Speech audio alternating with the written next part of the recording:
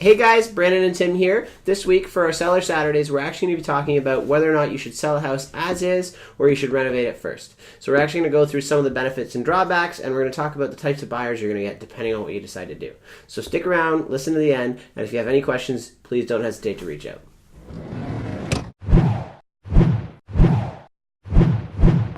So the first thing that we wanted to talk about was the type of buyer you're going to get when you're selling a house as is. That type of buyer isn't necessarily the person that you really want to be trying to negotiate with, because they will hold the power. When you're selling your house as is, that buyer will be able to nitpick on each and every little thing that they think needs fixing. Even though you might have priced it exactly where it should be for the work that needs to be done, that buyer will still try and negotiate down from that point. That buyer also is, generally speaking, someone that's looking for a great deal, and they also might be the type of person who can't follow through with the deal. So they might be someone who doesn't have the full funds for the property, and it doesn't even have secured financing yet. So make sure, if you are going this route, your realtor is vetting these buyers before anything gets to you. So make sure they're talking to the other agent, figuring out what's going on, and then bringing forth really good offers for you. Yeah, definitely. This is a huge contrast to people who are coming to a home that is newly renovated.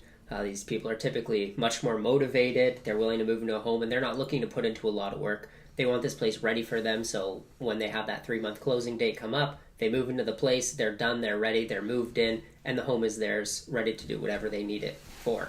So it's a very big contrast, and the two ways of selling your home really define who is going to be coming to look at your home and considering it as a future property.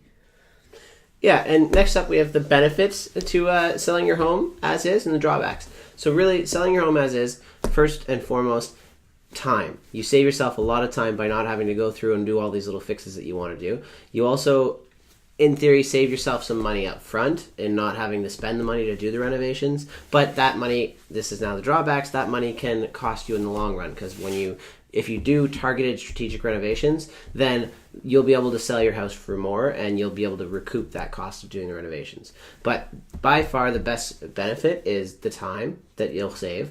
You won't have to do all that work, and if you're trying to sell your house in the spring market and renovating it might take you all the way into the middle of the summer or the fall market, then it might be worth listing in the spring. But make sure you sit there and you talk to your realtor and you figure out exactly what you should be doing here. And they can give you some really good advice, so talk to them first.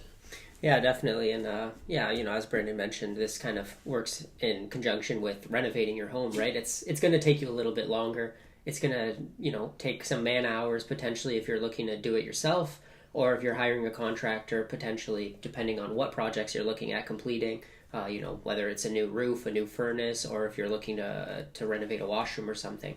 You're looking at putting in some time just to get these projects done, which could cost you in the long run, potentially, just in terms of how the market is doing. But typically, you're looking at a great return on your value, especially depending on those projects that you are looking to do.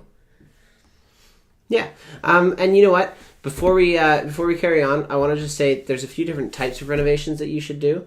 Those types of renovations, we like to classify them as a couple different things. Really, you've got your lipstick and mascara, and then you've got a little more in depth than that, and then you've got the full gut job.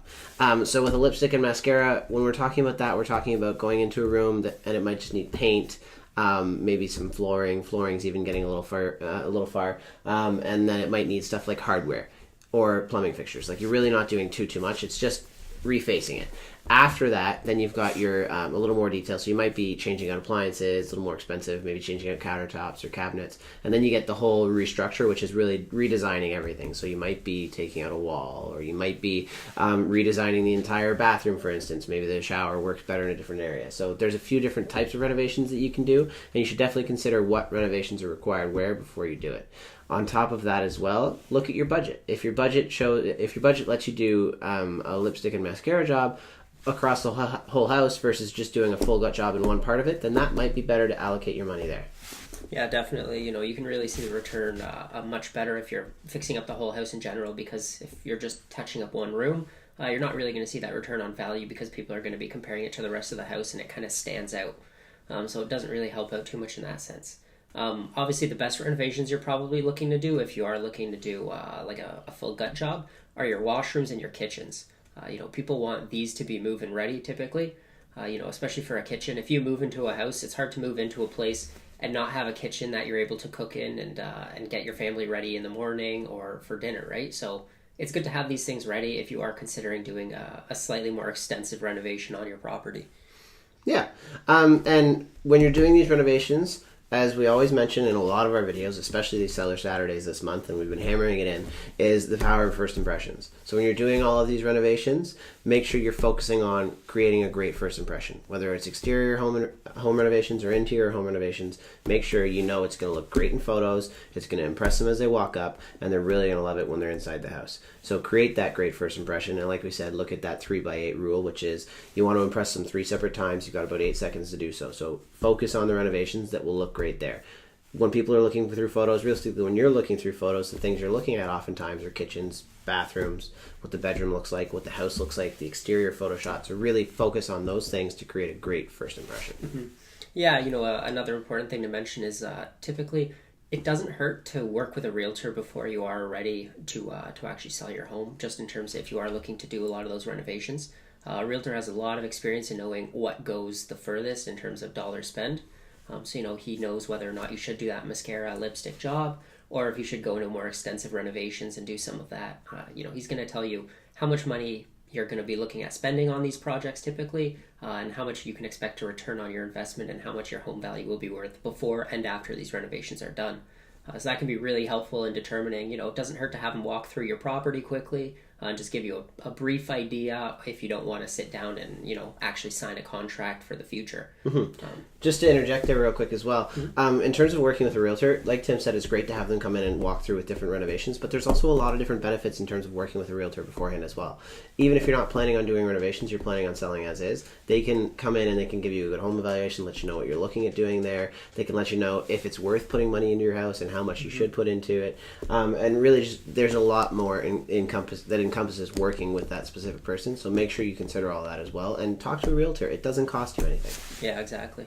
Well, we don't want to take up too much of your time. Thanks so much for listening. If you did enjoy the video, be sure to like and comment below.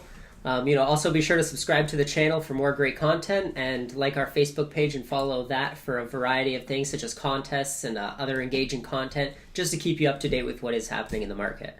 If you ever have any questions, be sure to reach out to us. You can find us on our website. Have a great day, guys. Take care.